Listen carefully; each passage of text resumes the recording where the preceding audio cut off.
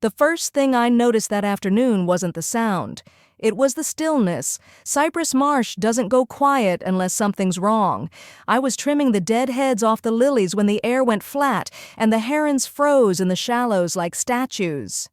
Then, an engine. A car tearing down the dirt road faster than it should. I turned. The dust rose behind a dark SUV, cutting across the horizon like smoke. The driver's door opened. Kira. Her hair was tied back, sunglasses hiding half her face. She stepped out quick, looking around like someone checking for witnesses. My stomach tightened. She wasn't supposed to be here, not since Noah's funeral, and yet there she was, hauling a suitcase from the trunk. It looked heavy. She struggled with it, dragging it across the gravel down toward the marsh. I wiped my hands on my jeans, squinting against the sun. She didn't wave, didn't call out. She just kept pulling, half sinking into the mud. Something in me started counting. 1, 2, 3. Like if I could measure the seconds, I could make sense of what I was seeing. The suitcase hit the water with a thick splash. She pushed it once, twice. It bobbed, then tilted, then started to sink. My heart jumped. I didn't think, I just moved. "Kira!" I shouted. The word cracked the air. She froze. For half a second our eyes met, hers dark and sharp behind those glasses. And then she turned, ran back to the SUV, slammed the door, and tore off down the road. The engine roared, tires spitting gravel, and then she was gone. I ran. My boots hit the mud hard, splashing cold water up my legs. The suitcase had already sunk halfway, bubbles breaking the surface. I waded in, knees first, the marsh gripping me like a hand that didn't want to let go. The smell, stagnant, metallic, thick with rot, hit my nose, but I didn't stop. The current tugged. I pushed against it. "Come on!" I hissed through my teeth and lunged for the handle. It slipped once, twice, before my fingers locked around the metal. My shoulders screamed as I hauled it upward. The water sucked at it like it had swallowed a secret. One hard pull, then another, and finally, with a sickening slurp, it came free. I dragged it up the bank, the wheels catching in the reeds. My breath came sharp. The latches were rusted, slippery. I flipped one open, then the other. The lid stuck. I hit it once with my fist. It popped. Inside, blue cloth, a blanket, small, moving. I pulled it back and saw a face, pale, wet, lips barely parting. A sound escaped, thin, desperate, a baby's cry strangled by cold air. My hands shook, not from fear, but urgency. "No, no, no, stay with me." I scooped him up, pressed his body against mine. He was limp, light as soaked fabric. I tilted his head back, cleared his mouth with my fingers, patted his back. Water spilled out, thin and dirty. He coughed, just once, but it was sound. I wrapped the blanket tighter and turned toward the house. My phone was on the porch. I sprinted, slipping once, knees hitting mud. Pain shot up my leg. I ignored it. I hit the steps, 1, 2, 3, and grabbed the phone from the chair. 911. I found a baby in the marsh. He's not breathing right. Please send someone to Cypress Road, house by the dock. The dispatcher's voice came fast, clear. "Stay with me, ma'am. Is the child conscious?" "Barely. He's cold. Please, hurry. Wrap him in something warm. Rub his back. Ambulance is en route." I threw open the door, ran inside, grabbed the old quilt off the couch, and wrapped it around him. My hands wouldn't stop moving, pressing his chest, stroking his arms, whispering nonsense words like prayers. His eyelids fluttered. I felt a faint pulse under my thumb. Weak, but there. Sirens. Distant at first, then closer. I stepped onto the porch again, waving my arm. The marsh wind bit at my face. When the ambulance turned into the drive, the lights hit the trees and painted the yard red. 2 EMTs jumped out. One young, one older. The younger woman, badge reading Ortiz, L, met my eyes. Her tone was steady. "You did good, ma'am. Let's take him." "What's his name?" "I don't know," I whispered. "I just found him." "That's okay. Step back. Keep breathing." I watched as she laid him on a stretcher, her partner slipping a tiny mask over his face, checking vitals, reading numbers under the flashing lights, their voices layered, oxygen level, pulse rate, core temp dropping. But they didn't panic. They moved like a well-trained storm. A deputy arrived next, crunching across the gravel. He scanned the yard, then the marsh. "You the caller?" "Yes, Ruth Delaney. Kira Lowell, drove up and threw that suitcase in." His eyes tracked to the water. "You saw her do it?" "With my own eyes." "We'll collect it." He lifted his radio. "Get forensics down to Cypress Marsh now." The EMTs were already loading the stretcher into the ambulance. Lila looked at me again. "You coming with us?" "Yes," I said. "I'm not letting him out of my sight." I climbed into the back. The doors shut. The siren screamed, cutting through the night. Lila held the infant's hand, tiny, blue-tinged fingers, and rubbed them gently. "Stay with us, little one. Come on, you're stronger than this." I sat still, gripping the railing beside me. Each bump in the road jolted the stretcher. Each jolt made me hold my breath. I counted them instead of seconds. But at the hospital entrance, the double doors burst open. Doctors and nurses poured in like a wave. Lila shouted vitals over the noise. "Hypothermic! Weak respirations found submerged! Possible drowning!" And they vanished down the corridor. I followed until a nurse stopped me. "Wait here, ma'am. We'll update you." I leaned against the wall, dripping marsh water onto the tile. My hands still felt the weight of the suitcase, the slick, cold handle, the resistance of water. The smell of mud clung to my sleeves. Every muscle in me buzzed with the leftover adrenaline of survival. Minutes later, Lila returned, breath fogging the mask around her neck. "He's stable for now. We're running tests." "You saved him, ma'am." "You really did." "I just reacted," I said. "Didn't think, just moved. That's what saves lives." A detective arrived not long after. Asian woman, early 40s, eyes that missed nothing. "Detective Maya Chen," she said, showing her badge. "You're Ms. Delaney. Tell me what happened." "I was outside. She drove up. Kira, my daughter-in-law. She threw the suitcase in the water. I pulled it out, found the baby." "You're certain it was her?" "Yes. I'd know her anywhere." "All right. We'll need a statement and DNA confirmation once we process the scene." DNA confirmation. The words scraped something open inside me. I knew what they'd find. I didn't say it yet. The truth had weight, and it would land soon enough. Hours passed in a blur of paperwork, questions, and quiet hallway pacing. I refused to leave. When they finally let me into the NICU, I saw him, tiny, under the glow of a warmer, wires tracing his heartbeat into light.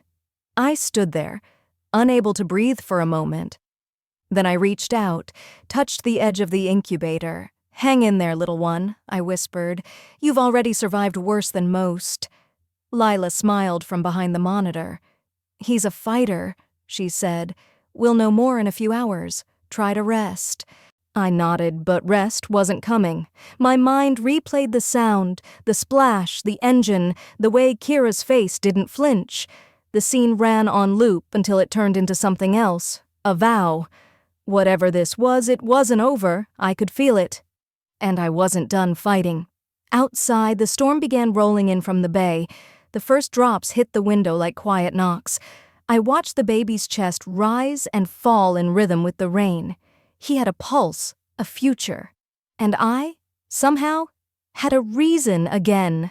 They said he would make it through the night. That was enough. I sat by the NICU window and watched dawn seep into the marsh beyond the hospital. The fog lifted slow, like someone peeling gauze from a wound. My clothes still smelled of mud and metal. I didn't care. Every rise of that tiny chest was a victory. A nurse walked by with a clipboard. "You can go home, ma'am. We'll call if anything changes." I shook my head. "I'll stay." She shrugged. "People like me are stubborn. We don't apologize for it." Around 8, Detective Chen returned. She carried a tablet and 2 cups of coffee. "I figured you hadn't left," she said. "Good thing. We have results coming in soon." Her voice was calm, clipped, the kind that hides 100 thoughts behind one tone. She scrolled through her screen. "The lab expedited the DNA. We'll confirm parentage within the hour." I didn't need the confirmation. I already knew. My gut had known the second I saw him under that blanket. I clenched my hands around the cup. "And Noah?" I asked quietly. Chen looked up. "We pulled his case file. The car fire was labeled an accident, but there are inconsistencies. Burn pattern doesn't match the reported sequence. We're reopening it." The words landed like nails. In my chest, something clicked into place. I had buried my son once. Now it felt like he was calling me to dig. By afternoon, Leela Ortiz appeared at my side again. She carried a tablet of her own, medical this time. "He's stabilizing, warmth's back in his skin, oxygen levels normalizing." She smiled faintly. "He's strong." "He has to be," I said. "He's a Delaney." I followed her into the unit. The baby, Jonah, I was calling him in my head, lay under soft light, his fingers flexed as if testing the air. Lila checked the monitor, then glanced at me. "You can talk to him. He'll know your voice." I leaned close. "You've got a fight in you," I whispered. "That's good. You're going to need it." His tiny mouth twitched. I let out a breath I didn't realize I'd been holding. Then the lab tech arrived, a quiet knock on the glass. "Detective Chen?" She opened the door, holding a printout. "DNA results are in." Chen took the sheet, scanned it, then turned to me. "Ruth, the child is Noah Delaney's biological son, and yours by extension, his grandmother." My knees nearly gave out. I steadied myself against the wall. "He's mine," I said softly. "My boy's boy?" Chen nodded. "That makes Kira his mother. We'll bring her in for questioning. We've already flagged her license plate on traffic cameras." I stared at the baby, Jonah. His chest lifted, small but sure. The connection was immediate, primal. My son's heartbeat echoed in his. I knew then what I had to do. I wasn't just a witness anymore. I was a guardian. Over the next days, I became a fixture in the NICU. I learned how to hold him without pulling on the tubes, how to mix formula, how to adjust the blankets to keep his temperature even. Lila taught me quietly, patient as a mother bird. "Don't be afraid," she said. "They can feel that." So I pushed the fear aside and worked. Meanwhile, Maya Chen kept visiting. Each time she brought a new piece of the puzzle. "We examined Noah's car," she told me one afternoon. "Fuel line was cut, clean, precise. Not corrosion. There was also a small ignition delay device attached under the hood. Someone wanted that fire to look accidental." "You're saying she killed him?" "I'm saying it's looking that way, but we need proof." Proof. That word became my mission. I started combing through Noah's old emails on his laptop, which I still had at home. He'd written to his insurance broker, Elliot Crane, days before the crash. "Need to cancel the secondary beneficiary change Kira requested," one message read. The file attached showed the request had already been processed. I printed it out, circled the date, and handed it to Maya the next morning. Her eyes sharpened. "This ties Elliot to her," she said. "We'll dig into his financials." I didn't rest. I cleaned, cooked, and prepared a room at home. If the courts needed to see stability, they'd get it. CPS sent an assessor. "You're 70% there," the woman said. "We'll need background checks, home safety inspection, basic child care certification." So I took the classes. I learned CPR. I baby-proofed every corner. Nights, I sat by the marsh with a lantern and notebook, replaying everything. The splash, Kira's silence, the way she drove off without looking back. People don't act that calm unless they've rehearsed it. She'd planned this. She'd planned all of it. The following week, Maya called. Financial Crimes pulled data from Crane's firm. He and Kira shared encrypted message threads, wire transfers, hidden accounts. This wasn't a panic move. It was a long game. Her voice carried a pulse of anger underneath the calm. We'll move soon, but we need one last confirmation before the DA signs off. What kind of confirmation? That Kira knows the baby's alive. If she tries to contact you, record it. We'll use it. I didn't have to wait long. The call came 2 nights later, just after midnight. I'd just finished sterilizing bottles when the phone lit up. Unknown number. I answered. "Ruth," she said. Her voice was smooth, controlled. "You've made things complicated. You tried to kill your own child," I snapped. "I saved him the life Noah would have trapped him in," she said coolly. "You don't understand what was at stake. I understand you murdered my son." A pause, the sound of rain against her windshield. Then, "Don't play Saint, Ruth. We both want what's ours. You keep the baby, you keep quiet, or everyone learns what you've done too." "What I've done? You'll see. I'll call again." The line went dead. My hand was shaking so hard I almost dropped the phone. I hit record save, then called Maya. She listened in silence, then said, "That's it. She's desperate. We'll bait her. Let her believe you're willing to deal. You up for that?" "If it keeps him safe, I'm up for anything." Lila found me after I hung up, my breath still shaking. She placed a hand on my shoulder. "You can't pour from an empty cup," she said. "Sleep, even if it's for an hour. He'll need you steady." I nodded. Sleep wouldn't come, but resolve would. Outside, the marsh glowed silver under the moon. The same water that nearly took a life now mirrored the sky. I thought of Noah's laughter, the way he used to chase storms just to smell the rain before it fell. I whispered to the dark, "Your boy's alive, and I'll finish what you couldn't." The following morning, Detective Chen's unmarked sedan pulled into my driveway. The marsh was veiled in mist again, soft, deceptive. She stepped out carrying a manila folder, her coat unbuttoned, face set in that quiet, deliberate way she had when the truth was about to surface. "We found what we needed," she said, walking up the steps. "Elliot Crane's office was raided last night. His servers are down, but the backup cloud gave us everything. Transfers, emails, a timeline." She flipped the folder open. "Your daughter-in-law received 2 separate payments after Noah's death, both routed through a dummy trust." I stared at the papers. "How much?" $600,000, Chen said. "The clause Noah signed years ago listed her as beneficiary. The moment his car exploded, the system triggered an automatic release." The sound of cicadas outside sharpened into something like static. I clenched the railing until my knuckles paled. "And Elliot, still denying everything, says it was routine. But we've got digital traces. His account encrypted messages to Kira about the timeline of ignition. He's finished. We just need her." I looked toward the marsh where the water shimmered like polished glass. "She'll come to me again. People like her always do when they think they're in control."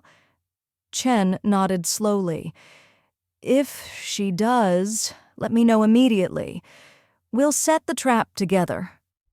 After she left, I went inside. The air still smelled faintly of disinfectant from Jonah's latest checkup. He was home now. CPS approval temporary but promising. His crib sat by the window, tiny fists rising with every soft breath. The rhythm of his breathing steadied me more than any prayer could. Lila had helped me set everything up. Formula, diapers, warmers. She'd stayed late the night before, guiding my hands as if teaching me a ritual older than words. "You'll be fine," she'd said. Just follow his rhythm. The rhythm held until the phone rang. Unknown number again. I hesitated before answering. Ruth? Kira's voice slid through the receiver, low and sharp. You're persistent. That's admirable and inconvenient. Come by, I said evenly. If you want to talk, we'll talk face to face. Oh, I will, she said, but not at your house. You'll bring something for me first. Cash, tomorrow night. Same place Noah proposed to me, the Cypress Chapel. That chapel's been closed for years, I said. You planning another fire? She laughed softly. Now, don't be dramatic. Bring the money. Leave the hero act at home. And Ruth, no police. The line clicked dead. I exhaled, thumb shaking over the phone's record button. The evidence saved itself automatically. I called Maya immediately. She's setting a meeting, I said. Good, Maya replied. We'll wire you up. We'll prep a team. Her tone held that measured certainty that told me the net was closing. She won't see it coming. The day blurred into motion. Officers came and went under plain clothes. Pastor Brooks dropped by around dusk. His presence was gentle but deliberate, like the marsh wind that clears smoke without noise. They told me what's planned, he said. We'll use the chapel. I'll prepare it. Quietly. You sure about that, Pastor? You don't have to. This church has seen worse sinners than Kira Lowell, he said with a wry smile. Besides, faith isn't silence, it's action. He promised to install small extinguishers, pressurized tanks hidden beneath the pews. His idea, not the detectives'. A countermeasure. If she tried to burn the place, she'd only baptize herself in water. At home, I packed a decoy envelope with old grocery coupons, wrapped tight with rubber bands to mimic weight. I practiced steadying my breathing in the mirror, voice low, calm. Fear had no place in what was coming. Jonah stirred. I lifted him, swaying gently. His warmth grounded me. We're almost through, I whispered. I promise. His fingers curled around one of mine. I felt Noah in that grip, the same quiet strength that refused to break. The next morning, Maya fitted me with a concealed mic. Test, she said. I spoke softly. Cypress Marsh. The earpiece buzzed, clear. Her voice came through crisp. Good. If she mentions the fire, the insurance, or the baby, we move. I nodded. And if she doesn't? Then keep her talking. The camera team will be in position. Brooks will stay near the back. You'll have backup within seconds if anything goes wrong. I left Jonah with Lila that evening. Her hands were steady, her smile tired but sure. Go do what you need to do, she said. I'll keep him safe. The drive to the chapel was long and slow. Storm clouds hung heavy over the marsh, pressing down on the horizon. My headlights carved tunnels through the mist. When the building came into view, its steeple crooked and blackened by years of neglect, my pulse quickened. This was it, the place where truth would finally stop hiding. I parked under the old oaks and waited.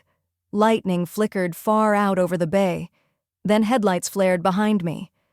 A car pulled up, Kira's sedan.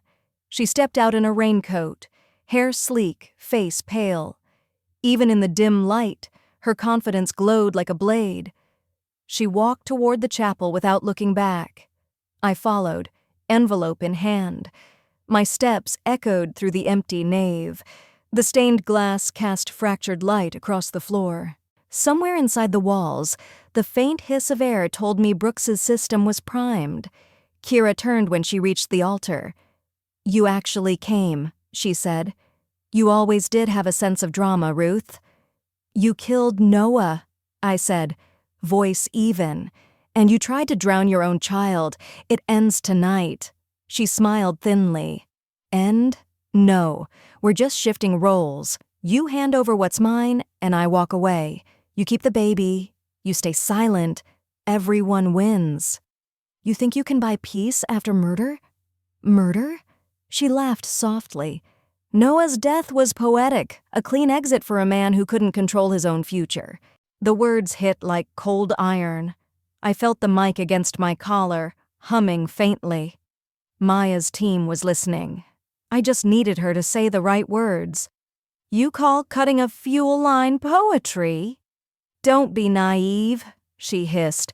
Elliot handled the details. I just gave him the story to sell. Insurance loves a good tragedy. My hand tightened around the envelope. That's your confession, I said. She blinked, realizing too late. Her eyes darted to my collar. You wired, old woman. Step away from the altar, Kira, I commanded. Now. She grabbed a lighter from her pocket, flicking it to life. You think you're saving anyone? You'll burn just like he did. The flame trembled in her hand as thunder cracked overhead. I heard movement, boots outside, the faint whir of Maya's radio. Seconds stretched. I took one slow step back, ready. Then she hurled the lighter onto the floorboards. The fire leapt, fast and eager, but before it could swallow the room, a hidden hiss erupted, Brooke's system triggering. Jets of water exploded from the ceiling. Steam filled the air. The flame died in seconds, leaving smoke and silence. Police! Don't move! Maya's voice thundered from the doorway. Her team surged in, weapons raised. Kira froze, drenched, mascara streaking down her face. Her phone slipped from her pocket, skidding across the wet floor. Chen stooped, lifted it, and glanced at the screen. Got it, she said. Message thread with Elliot Crane. Full confession. I stood still, rainwater mixing with tears I hadn't realized were there. Kira looked at me once, eyes hollow. Whatever mask she'd worn cracked clean down the middle. He loved you, I whispered, and you turned that love into smoke. They cuffed her. Maya gave me a nod, part relief, part exhaustion. It's over, Ruth, she said softly. You did it. Outside, the rain had turned steady, washing soot from the chapel walls. I looked up at the steeple and thought of Noah, his laughter, his stubborn hope. No, I murmured, voice steady. We did it. The rain kept falling long after the sirens faded. They took Kira away in silence, her wrists bound, her voice drained of power. I stood beneath the chapel's eaves with Maya and Pastor Brooks, water dripping from the brim of my coat. The smell of smoke still clung to the air, sharp, bitter, but clean in its finality. Brooks placed a hand on my shoulder. Sometimes justice doesn't roar, he said. Sometimes it breathes. I nodded, though my heart wasn't ready for peace yet. They called it a sting operation. To me, it felt more like burial, not of Kira's guilt, but of everything Noah once believed love could mean. Maya walked toward her car, phone pressed to her ear. Her tone was steady but low. Secure the infant. Protective custody for now. Ruth stays primary contact. She caught my eye, mouthed, go home. Rest. Home. That word didn't sit right anymore. Home used to mean Noah laughing at the stove, music spilling from the radio, his shoes left by the door. Now it meant echoes and baby bottles sterilizing in boiling water. Still, Jonah needed quiet. I needed him. I drove back slow, windshield wipers beating time with the storm. Lila met me at the porch. She had Jonah in her arms, wrapped in a yellow blanket, eyes half open as if the world was already teaching him to stay watchful. He slept through most of it, she said softly. How did it go? It's over, I said. At least the fire part. And the rest? The rest will take years. She passed Jonah to me.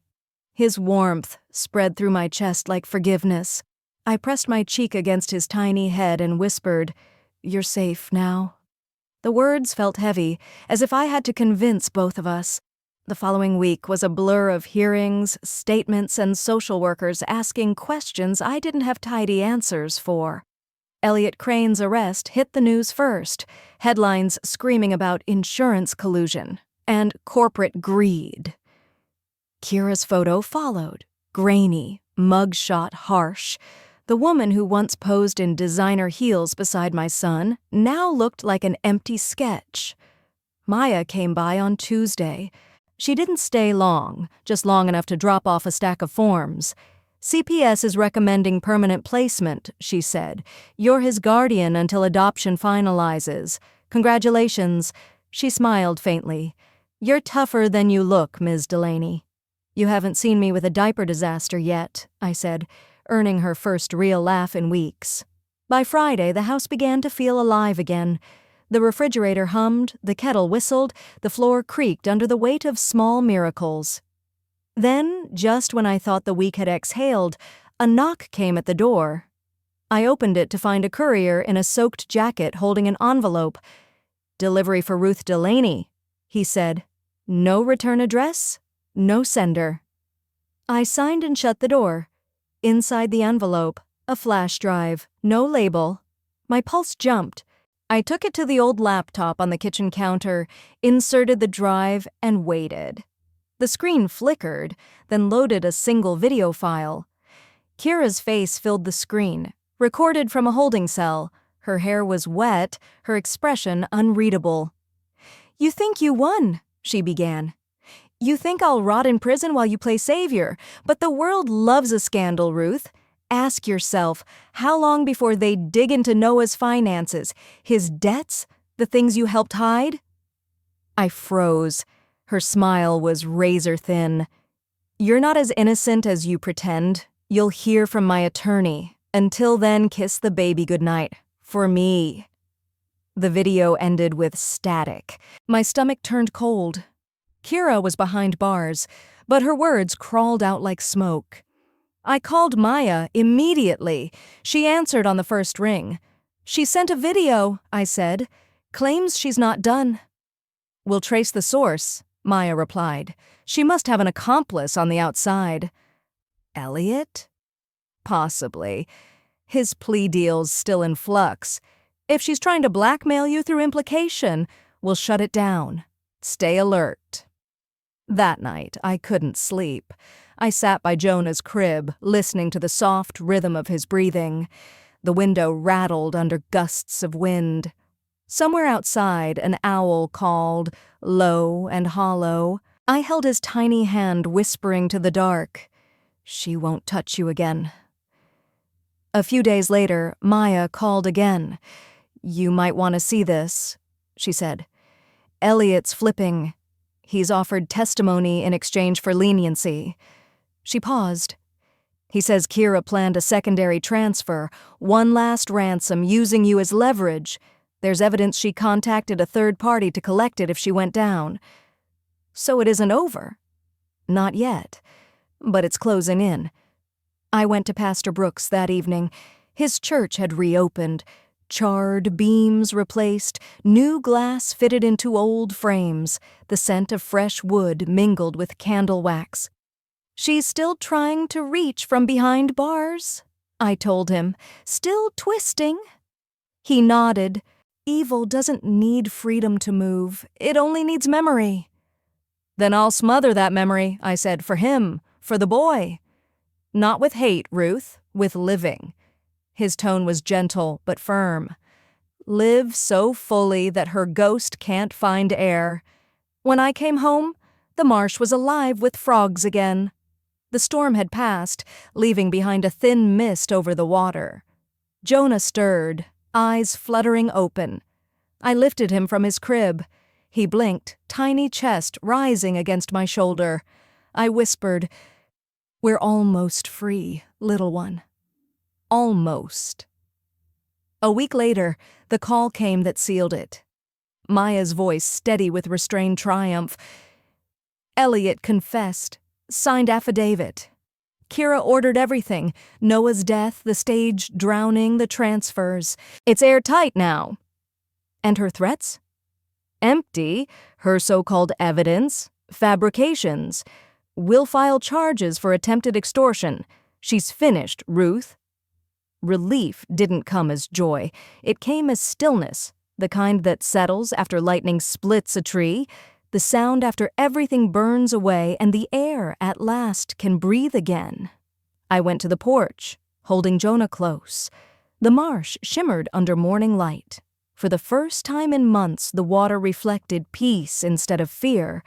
I whispered to him, "Your father's gone, but his courage isn't. It's in you, it's in me. And from now on, no one, no storm, no lie will take that from us." The promise felt simple, but it held everything that mattered. Dawn came pale and cold, spreading thin light over Cypress Marsh. I woke to the sound of rain on the roof, soft at first, then gathering weight. Jonah slept beside me in his crib, his tiny breath steady, a quiet rhythm cutting through the storm. I should have felt safe. Instead, my chest carried that old ache, the sense that something unfinished was still walking the edges of my life. The house phone rang just after sunrise. I picked up, expecting Maya or Lila, but the voice on the other end was deep, unfamiliar, and deliberate. "Mrs. Delaney," it said, "a friend of Kira Lowell has a message. You have until midnight to bring $50,000 in cash to the Cypress Chapel. If you don't, the recording she made goes public." "What recording?" The man chuckled softly. "The kind that ruins lives. You'll come alone." The line went dead. The storm outside thickened. I stood frozen, gripping the receiver until the dial tone blurred into silence. For a moment, I felt the same weight I had when Noah's car exploded, the same helpless rush of knowing disaster was already in motion. Then, like before, something inside me steadied. I'd faced the fire once. I could face it again. I called Maya. She answered instantly. I told her everything. The words came out tight, clipped, each one deliberate. She didn't interrupt. When I finished, her tone was calm but sharp. "We'll handle it," she said. "If someone's trying to pick up where Kira left off, we'll end it the same way, but I'm not letting you go alone." "He said no police," I murmured. "If they see you coming, they'll vanish." "I'll keep my team back," she replied. "You go, but we go with you, just not where they can see us." I hesitated, glancing at Jonah's crib. "He'll stay with Lila. Good. And Ruth, don't let them talk you into anything. Just buy time until we have a visual." The rest of the day moved like a countdown. The marsh was swallowed in fog, trees bent under wind, and every sound, the ticking clock, the creak of the porch boards, felt too loud. I filled an old duffel with newspaper stacks wrapped in rubber bands. Weight mattered more than value. The illusion of money would keep whoever waited in that chapel long enough for Maya to move. When night fell, the storm broke open. Lightning flashed over the cypress trees, lighting up the road in silver bursts. Lila met me at the door, her coat half-zipped, worry clouding her face. "You sure about this?" she asked. "No," I said, "but I'm going anyway." She nodded, pressed Jonah's pacifier into my palm. "Then take this. For luck." The drive out was slow, each turn slick with rain. The headlights caught streaks of mist swirling over the road. I knew this path by heart. I'd walked it in grief, driven it in fury. Now it felt like both. The chapel rose out of the darkness like a skeleton. Its new windows gleamed faintly from the repairs, but inside only candlelight flickered. I parked near the tree line and killed the engine. The duffel sat heavy beside me. I reached for the small microphone taped beneath my collar. "In position," I whispered. Maya's voice crackled softly in my ear. "We've got eyes on you. No movement yet." I stepped out into the rain. The cold bit through my coat, but I kept walking. The chapel door creaked when I pushed it open. The air smelled of wet wood and candle wax. Inside, someone had lined the aisle with votives, small flames trembling in glass jars. A figure stood at the altar, coat collar raised, head bowed. As I approached, he looked up. Not Kira, not anyone I knew. Tall, narrow frame, gray suit soaked through. His eyes were cold, the kind of cold that lives under calculation. "You brought it," he said. "You'll get nothing until I see proof," I replied. "Show me what you have." He smiled faintly and reached into his coat. A phone. He tapped the screen once, and a video played. Kira again, recorded in the same cell, her voice colder than before. "You can lock me up," she said, "but you can't cage the truth. Ruth Delaney thinks she's clean, but ask her where Noah's trust really went. Ask her why she moved the money before his death." Lies. Half-truths wrapped in poison. The man paused the video, watching my reaction. "That recording," he said, "goes live at midnight if I don't text my partner. You've got 10 minutes. And if I walk out? Then you and that kid of yours spend the rest of your lives under a microscope." The candles flickered as wind pressed through the broken window panes. My pulse beat, slow but strong. "You think you know me," I said. "You think fear makes me weak. But fear's just energy waiting for a direction." He frowned. "Don't make this complicated." "You already did." I tossed the duffel onto the pew between us. The thud echoed like a gavel. He bent to unzip it and froze. The first thing he saw wasn't cash. It was the blinking red light of a tracker. "Now, Maya," I said. The doors burst open. Flashlights cut through the rain-soaked air. Maya's voice rang clear. "Police! Hands where I can see them!" The man spun, reaching for his pocket, but 2 officers moved faster. The duffel slid to the floor, newspaper spilling like shredded confetti. Maya strode up beside me, her coat dripping. "You okay?" she asked. Better than I should be. She crouched beside the suspect, flipping open his wallet. "Name's David Crane," she said. "Elliot's brother." My jaw tightened. "So it runs in the family." "Looks that way." She waved an officer over. "Bag the phone, secure the scene. I want that video traced before sunrise." I turned toward the candles. Most had drowned in the downpour that seeped through the roof, but one still burned near the altar. I watched its flame bend and straighten, fragile yet refusing to die. "He won't remember any of this," I said quietly. "Jonah. He'll grow up thinking the marsh was just water and wind." Maya followed my gaze. "And that's exactly how it should be." Outside, the rain eased. The road shimmered under streetlights, the storm's rage spent. Brooks arrived moments later, soaked to the bone but smiling faintly. "Every fire meets its water," he said. "Tonight was yours." I nodded, the exhaustion settling deep in my bones. The air smelled of wet pine and soot, a mix of endings and beginnings.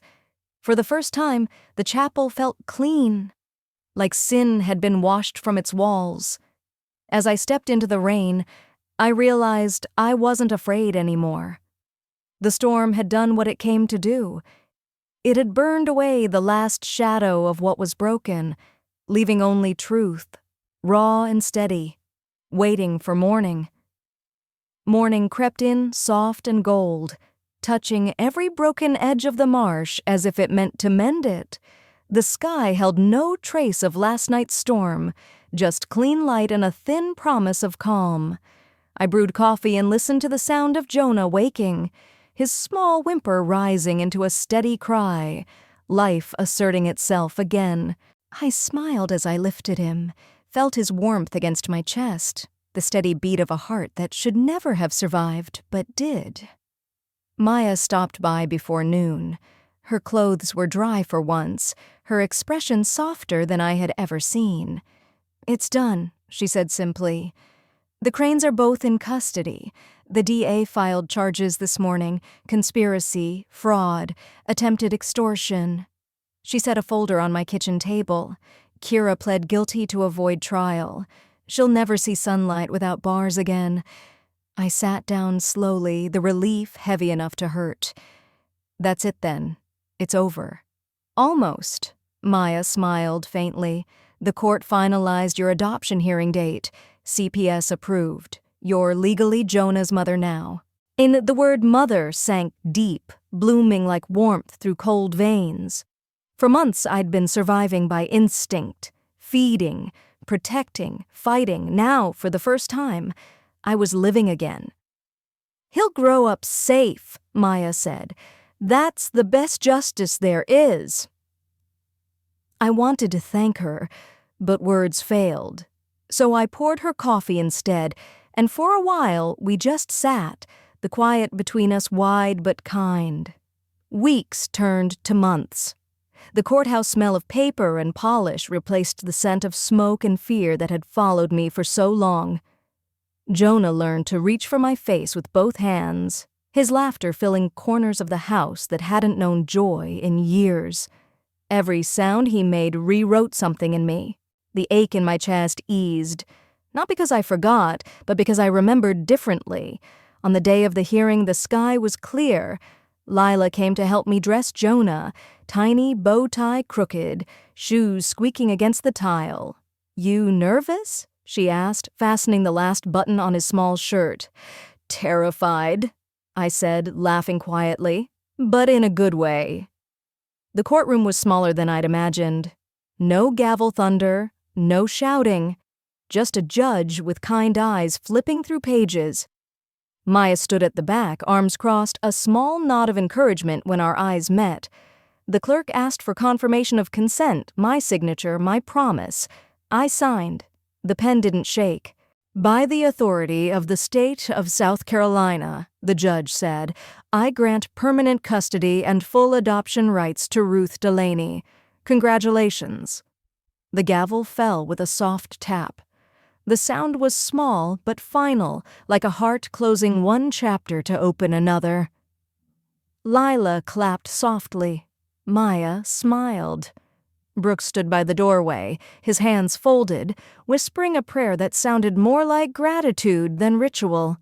Jonah yawned, oblivious, as if all the universe had paused just to bless his nap. We left the courthouse into a world washed new by sunlight. The air smelled of magnolia and salt. Every color felt brighter, every breath fuller. I held Jonah high enough for the wind to find him. "You see that sky?" I said. "That's yours now." That evening, Brooks called about the community ceremony. "The chapel's been rebuilt," he said. "We'd like to dedicate it, and Jonah, together. The whole town wants to come." "A dedication?" I hesitated. "After everything that happened there?"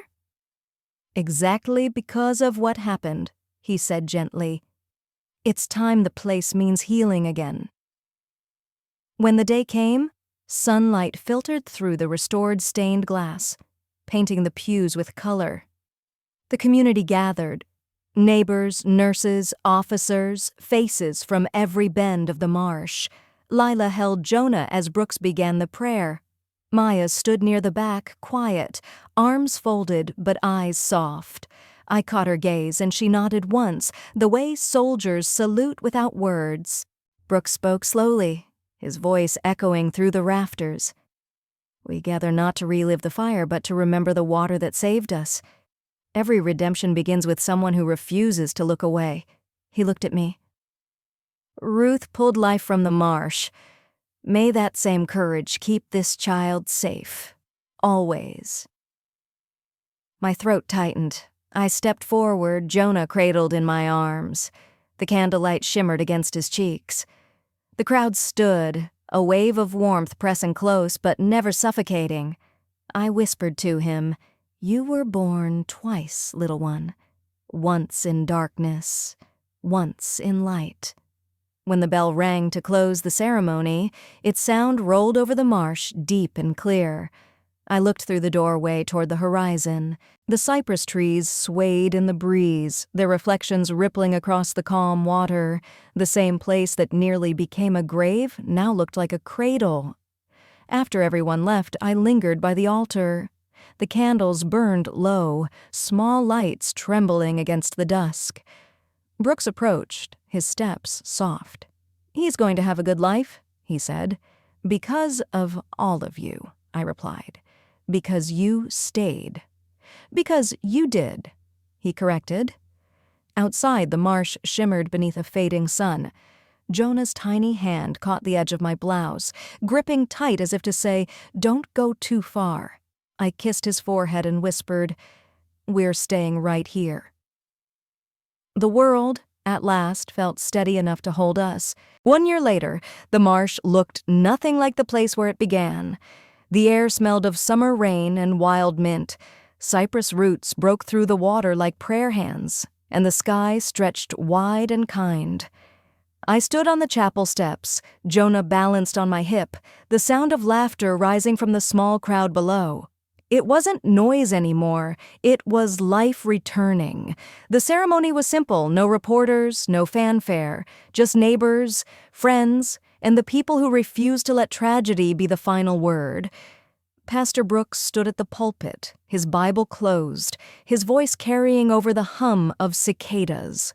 "Today, we mark not an ending, but a beginning," he said. "A home rebuilt, a child reborn, a faith restored." The sunlight caught the stained glass above him, scattering colors across the floor, blue, amber, rose, each one landing softly on Jonah's face. He blinked at the light, reached for it, and giggled when it slipped through his fingers. The sound made something in me crack open, something that had been waiting too long to feel joy. Maya stood near the back, out of uniform for once, her hair loose, her face calm. When she caught my eye, she smiled, just slightly. It said everything. We made it. Lila stood beside her, clapping softly, tears bright in her eyes. And Brooks, steady, patient Brooks, lifted his hands to quiet the room. "This child," he said, "came from water and fire both. And yet he lives. That is grace, not miracle.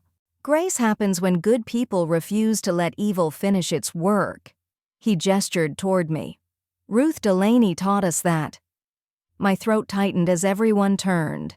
I hadn't planned to speak, but silence felt wrong. I shifted Jonah to my left arm and stepped forward. My shoes echoed softly on the polished floor. "I don't know what I taught," I said, voice trembling at first. "I only know that when I pulled that suitcase from the marsh, I wasn't saving a child. I was saving myself." The words came easier after that. Pain has a way of disguising itself as purpose. I spent years mistaking endurance for strength, but real strength isn't surviving what others do to you. It's choosing what you'll do next. I looked down at Jonah, whose eyes followed a beam of light drifting across the floor. He reminded me of that. A hush filled the room, gentle but full. I could hear the soft clink of a teacup, the rustle of paper fans, the quiet sniffles of people trying not to cry. "We can't change what was taken from us," I continued, "but we can decide what grows in its place. This chapel stood in ashes once. Now it stands for healing. That's what we do. We rebuild even when no one's watching." I looked toward the window, where the glass showed a single cypress tree bent in the wind. Noah loved this marsh. He said it taught him patience, that things rooted deep can bend without breaking. He was right. I just didn't understand it until now. Maya approached after the service, shaking my hand. "You did good, Ruth," she said. "He's going to have a life full of light." "Because you gave him the chance," I replied. "Because you never stopped fighting." Her voice softened. "Take care of yourself now. The world can be gentle too if you let it." Outside, the wind shifted, bringing the scent of salt and pine. The marsh shimmered beneath the sunlight, calm and endless. I walked with Brooks to the water's edge, Jonah's small hand gripping my finger. Brooks handed me a sapling wrapped in burlap. "A cypress," he said. "Plant it where the fire tried to start. Let it grow taller than the flames ever reached." The soil was damp beneath my knees. I pressed the roots into earth, covered them with both hands. The water lapped quietly against the shore, the same water that once tried to take everything. When I looked up, the reflection of the chapel shone clear in the stillness. The bell above it tolled once, low, full, final. I rose slowly, holding Jonah close. "This is for you," I whispered. "A tree that remembers the fire, but keeps growing anyway." He cooed softly, pressing his cheek against mine. The wind carried our breath across the marsh, rippling through reeds, folding into the sound of life continuing. The crowd drifted away. The light faded, only the sound of frogs and wind remained. I stood there long after everyone had gone, tracing the horizon where the sky met the water. The color changed with every minute, gold, then rose, then violet. I thought of everything that had been taken and everything that had been given back. "Evil is loud," I said softly. "It shouts, burns, devours. But goodness survives in quiet hands. It doesn't vanish. It waits for moments like this." I turned toward the chapel, the new cypress behind me swaying in rhythm with the wind. We waited long enough. I carried Jonah home through the fading light. The porch creaked beneath our steps, the boards warm from the sun. Inside, the kettle whistled, a sound so ordinary it felt sacred. I poured tea, held him close, and listened as the marsh began its evening song. Maybe that's what healing really is, not forgetting, not forgiving too quickly, but learning to live beside the memory without drowning in it. The world doesn't erase pain, it just teaches us how to breathe through it. And tonight, the air felt full again. I looked down at Jonah. His eyes were already heavy with sleep, his tiny hand clutching the edge of my sleeve. I brushed a kiss against his forehead. "Rest now," I whispered. "We're home." Outside, the marsh answered in ripples. The new tree stood still in the fading light, its roots deep, its branches wide. The last of the day slipped away, and in that quiet, I finally let the past go. And that was Ruth's story. The story of how a woman stood against silence, against fear, and chose love over despair. But now, I want to talk to you, not as a narrator, but as a friend. Did you like my story?